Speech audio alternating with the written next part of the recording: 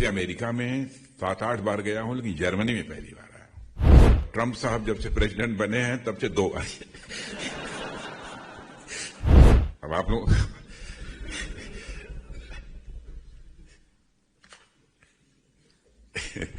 लोगों के हंसने का क्या कारण है मैं समझ नहीं पाया। वैसे सामान्यतः जिन भी देशों में जाता हूं, हमारी कोशिश रहती है कि इंडियन डायस्पोरा के लोगों से जितना अधिक से अधिक हो सके मैं मिल सकूं और उनके साथ कुछ ऐसे म्यूचुअल डेलिब्रेशन हो सकें ताकि वहां के हालात से हम भी परिचित हो सकें। भारत के बारे में यदि कुछ नई बात यदि वह जानना चाहते हो तो हम उसकी भी जानकारी उनको दे सकें। और जर्मनी में पहली बार आया हूं। वैसे अमेरिका में 7-8 बार गया हूं, लेकिन जर्मनी में पहली बार आया हूं। और ट्रंप साहब जब से प्रेसिडेंट बने हैं तब से 2 बार। 2 बार में गया। अब आप लोग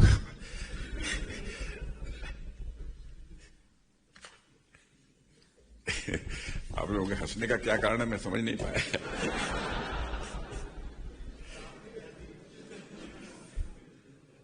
नहीं, मैं तो आप लोगों को देखकर ही मुस्कुरा रहा हूं।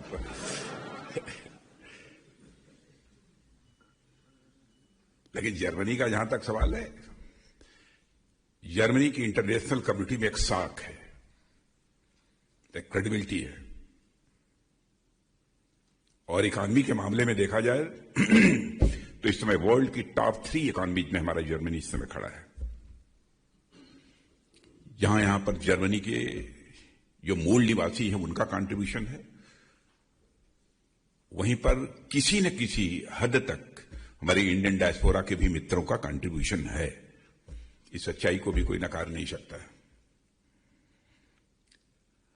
और जब मैं यहां आया था तो स्वाभाविक रूप से मेरी इच्छा हुई कि एक बार आप लोगों के साथ भी हमारा मिलना जुलना हो।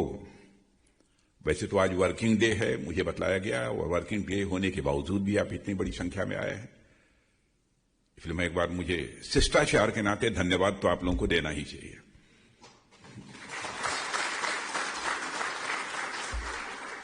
बहुत सारे लोग आपसे इसमें काम करते होंगे, यूनिवर्सिटी में पढ़ने वाले भी 2-4 लोग होंगे, अन्य भी बहुत सारे काम लोगों के पास होंगे, लेकिन फिर भी आप सब यहां पर आए।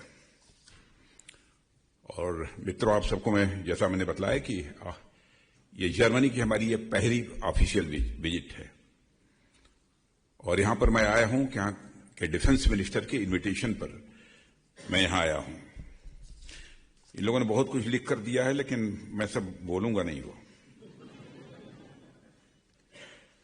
और साथियों, मैं मानता हूं कि अपने आप में एक अचीवमेंट है कि भारत और जर्मनी के रिलेशन समय के साथ धीरे धीरे मजबूत होते गए और आज हमारे जर्मनी के साथ बहुत ही अच्छे रिलेशंस हैं।